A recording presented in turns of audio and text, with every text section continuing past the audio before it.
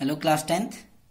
आज का जो हमारा टॉपिक है वो है अल्कोहल के रासायनिक गुण या एथेनॉल के रासायनिक गुण, जिनमें दो रासायनिक गुण हम पहले पढ़ चुके हैं। ठीक है ना, हमने एथेनॉल के दो रासायनिक गुण पहले पढ़े। दहन, तीन रासायनिक गुण, पहला दहन पढ़ा था, दूसरा हमने उपचयन पढ़ा था और तीसरा गुण हमने पढ़ा था क्या, सोडियम धातु से अभिक्रिया। आज हम अल्कोहल के दो गुणों के बारे में बात करेंगे। चौथा गुण इसका जो है वो है निर्जलन। ठीक है ना, एक निर्जलन का गुण है। निर्जलन यानी पानी का बाहर निकल जाना। ठीक है ना, यानी अल्कोहल के अणु से जल के अणु का बाहर निकल जाना निर्जलन कहलाता है, जिसको डिहाइड्रेशन हम कहते हैं। ठीक, और पांचवा गुण हम इसका पढ़ेंगे एथेनोइक अम्ल से अभिक्रिया, जिसको एस्टरीकरण कहा जाता है। एथेनोइक अम्ल से अभिक्रिया बहुत इंपॉर्टेंट टॉपिक है, एग्जाम में पूछे जाते हैं और समझना इसको, एथेनोइक अम्ल से अभिक्रिया। ठीक है ना, तो एक एक करके इन दोनों के बारे में पढ़ते हैं। पहला जो रासायनिक गुण है आज जो हम पढ़ने वाले हैं वो है निर्जलन। निर्जलन जिसको हम डिहाइड्रेशन भी कहते हैं। डिहाइड्रेशन, डी माने निकलना, हाइड्रेशन माने, हाइड्रेट माने होता है जल, तो जल के अणु का बाहर निकलना निर्जलन कहलाता है। ठीक है ना, तो निर्जलन का मतलब है कि अल्कोहल या एथेनॉल के से जल के अणु का बाहर निकलना निर्जलन कहलाता है। ठीक है ना, मैं यहां पर लिख भी दे रहा हूं, एथेनॉल के अणु से, एथेनॉल के अणु से जल के अणु का, जल के अणु का बाहर निकलना, बाहर निकलना निर्जलन कहलाता है। डिहाइड्रेशन निर्जलन कहलाता है। जैसे हम कहते हैं ना, कभी डिहाइड्रेशन हो गया, जब हमारे शरीर में पानी की कमी हो जाती है तो डॉक्टर कहता है कि इनको डिहाइड्रेशन हो गया है, इसलिए इनको ORS का घोल वगैरह पिलाओ डिहाइड्रेशन से बचने के लिए। ठीक है ना, वैसे ही जब अल्कोहल की, या अल्कोहल में बोल रहा हूं, ये ध्यान देना, अल्कोहल मतलब एथेनॉल होता है सामान्यतः। ठीक है ना, एथेनॉल को ही हम अल्कोहल कहते हैं, क्योंकि जो पीने योग्य जो मार्केट में अल्कोहल आता है जिसको हम शराब कहते हैं वो एथेनॉल होता है, उसी को हम अल्कोहल कह देते हैं। वैसे अल्कोहल एक पूरी फैमिली है, अल्कोहल का एक परिवार है जिसमें बहुत सारे सदस्य होते हैं। मैथेनॉल, एथेनॉल, प्रोपेनॉल, ब्यूटेनॉल, बहुत सारे यौगिक होते हैं जो हमने पीछे नामकरण में पढ़ा हुआ है। ठीक है ना, तो यहां पर अल्कोहल कह रहा हूं तो अल्कोहल का तात्पर्य आप यही समझना कि मैं एथेनॉल की बात कर रहा हूं। ठीक है ना, बोलते समय ऐसा हो जाता है कि मैं अल्कोहल शब्द का ज्यादा प्रयोग करता हूं, तो एथेनॉल समझना। एथेनॉल का निर्जलन माने होता है जल के अणु का बाहर निकलना। अब कैसे होता है देखिए, इसको समझना। हाँ, ये अभिक्रिया क्या कहती है कि जब एथेनॉल को सांद्र सल्फ्यूरिक अम्ल के साथ, सांद्र सल्फ्यूरिक अम्ल, अभी अभिक्रियाएं आपको याद करनी पड़ेगी, फिर भी मैं समझाने की कोशिश करता हूं कि कैसे यह अभिक्रिया होती है। सांद्र सल्फ्यूरिक अम्ल, जिसको हम सूत्र कहते हैं H2SO4, कक्षा 9 में आपने पढ़ा है। सांद्र सल्फ्यूरिक अम्ल जिसे H2SO4 कहते हैं, के साथ 170 डिग्री, 170 डिग्री, जिसको लगभग 443 केल्विन के करीबन होता है, ताप पर गर्म किया जाता है। ताप पर गर्म किया जाता है, गर्म किया जाता है, तो जल का अणु बाहर निकल जाता है। तो जल का अणु बाहर निकल जाता है, बाहर निकल जाता है,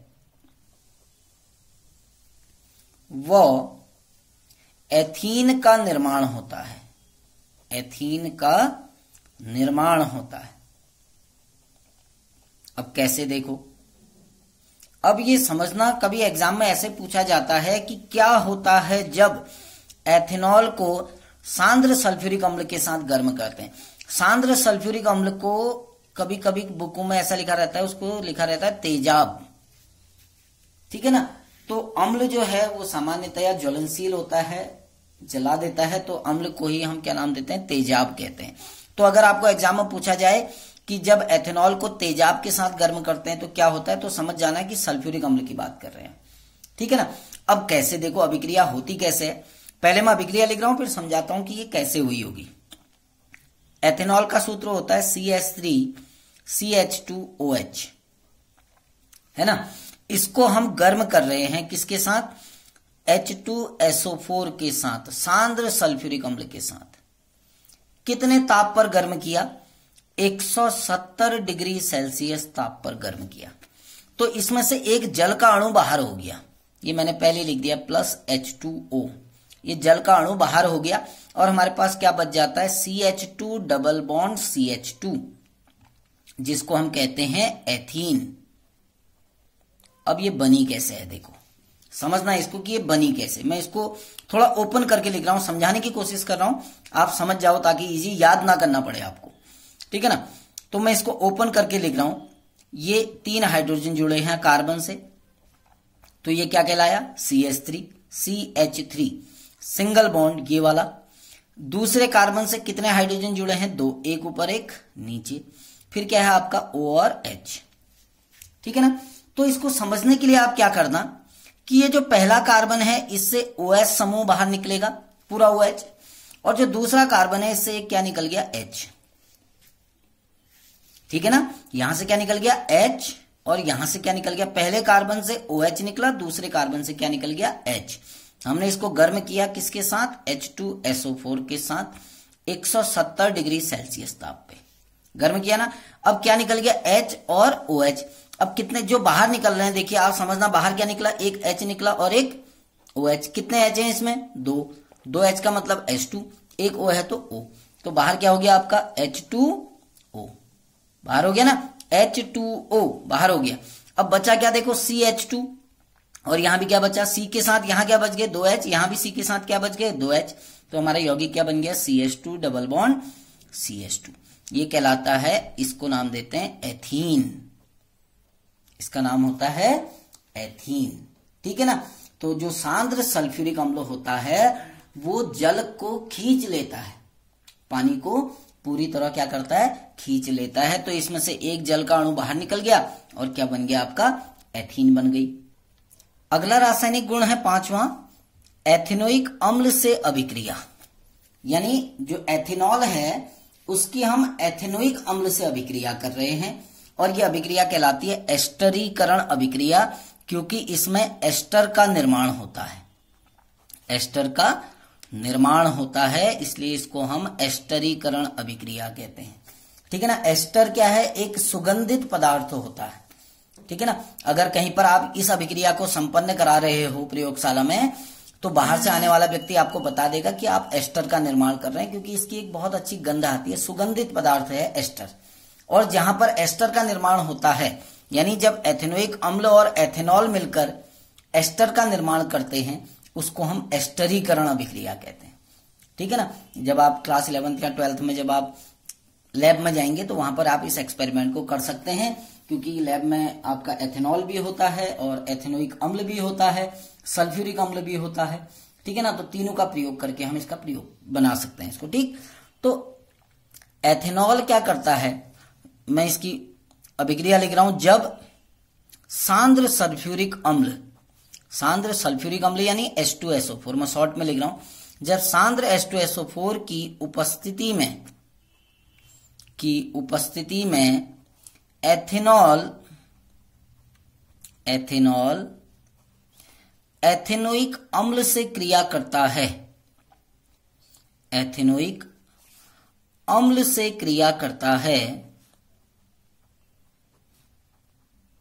एथेनोइक अम्ल से क्रिया करता है, तो एस्टर का निर्माण होता है, तो एस्टर का निर्माण होता है। जैसे अल्कोहल एक फैमिली है ना, वैसे ही एस्टर भी एक फैमिली होती है, जिनके बारे में कक्षा 11 या 12 में आप पढ़ोगे। एस्टर का निर्माण होता है, तो एस्टर बनता है क्योंकि इसमें, इसलिए इस अभिक्रिया को हम कहते हैं एस्टरीकरण अभिक्रिया, ठीक है ना। अब कैसे होता है, देखिए, एक सुगंधित पदार्थ होता है, पहले ही बता चुका हूं कि जो एस्टर है वो एक बहुत ही सुगंधित पदार्थ होता है। अब सबसे पहले आपके पास एथेनॉल है, देखिए CH3CH2OH, ये एथेनॉल है, ये कौन सा पदार्थ है, एथेनॉल। इसकी क्रिया आप किससे करा रहे हैं, एथेनोइक अम्ल से। एथेनोइक अम्ल क्या होता है? CH3COOH। किसकी उपस्थिति में कर रहे हैं? सल्फ्यूरिक अम्ल। तो आप सल्फ्यूरिक अम्ल की उपस्थिति में कर रहे हैं तो सल्फ्यूरिक अम्ल को ऊपर लिख देंगे। तो इसमें से आपका जल का एक अणु बाहर निकलता है इसमें से भी, और हमारा एक सुगंधित पदार्थ बनता है जिसको एस्टर कहते हैं। CH3 CH2 COO CH3 एक एस्टर बनता है CH3। आप इसको ऐसे भी लिख सकते हैं, अगर ऐसे नहीं लिखें तो अभी क्योंकि समझने में होगा। CH3 COO CH2 CH3 plus H2O। मेरी जगह नहीं थी इसलिए मैंने नीचे लिख दिया, आप इसके आगे लिखेंगे इसको, ठीक है ना। अब ये कैसे ये अभिक्रिया संपन्न कैसे हुई, देखिए फिर से इसको समझाने की कोशिश करता हूं। सबसे पहले हम एथेनॉल लिखते हैं, CH3 CH2OH, है ना। अब इसको हम उल्टा लिखते हैं, देखिए बिल्कुल उल्टा लिख दो, आप लिख सकते हैं इसको उल्टा HOOC CH3। ये तो लिखा CH3COOH, उल्टा लिख दिया सिर्फ।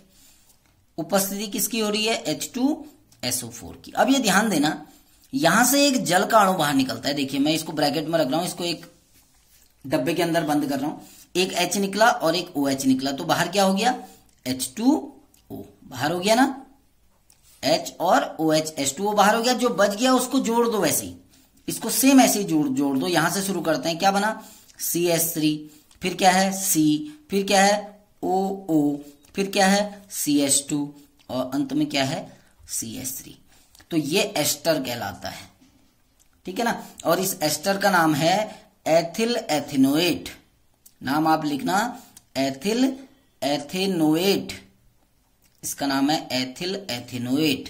ये एक एस्टर होता है जिसकी बहुत ही एक सुगंधित गंध होती है, ठीक है ना, बहुत अच्छी गंध होती है। तो ये दो रासायनिक अभिक्रियाएं हमने पढ़ी।